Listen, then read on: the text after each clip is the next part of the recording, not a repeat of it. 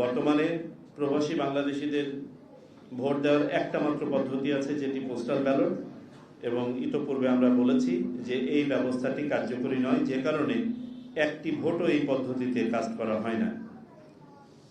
সুতরাং এই ব্যবস্থার পরিবর্তন অতীব জরুরি। আমাদের মাননীয় প্রধান উপদেষ্টা তার 16 ডিসেম্বরের বক্তব্যে এবং পরবর্তীতে প্রবাসী বাংলাদেশিদেরকে প্রথমবারের মতন ভোটের মধ্যে সম্পৃক্ত করার অভিপ্রায় ব্যক্ত করেছেন এবং বলেছেন যে এই জন্য আমাদেরকে একটি কার্যকরী পদ্ধতি উদ্ভাবন করতে হবে। নির্বাচন কমিশনও এই প্রত্যাশাটাকে ধারণ করে প্রথমবারের মতো প্রবাসী বাংলাদেশিদের ভোটের আওতায় আনার জন্য বিভিন্ন পদ্ধতি নিয়ে গবেষণা করেছে। প্রথমত কমিটি পর্যায়ে, পরবর্তীতে কমিশনে এটা উপস্থাপন হয়েছে।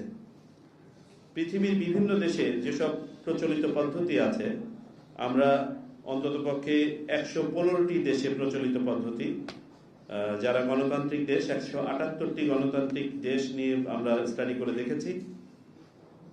115টি দেশ তাদের প্রবাসী নাগরিকদের জন্য কোনো না কোনো পদ্ধতিতে ভোট দেওয়ার ব্যবস্থা রেখেছে।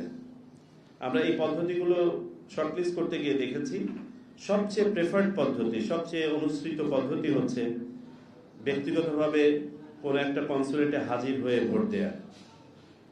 তারপরে আছে পোস্টাল ব্যালট। এছাড়াও অন্যান্য 2-3টি পদ্ধতি আছে, তার মধ্যে অন্যতম হচ্ছে অনলাইন ভোটিং এবং প্রক্সি ভোটিং। বাংলাদেশের যে প্রবাসীরা আছেন তাদের বিস্তৃতি এবং অবস্থানজনিত কারণে এই বাস্তবতায়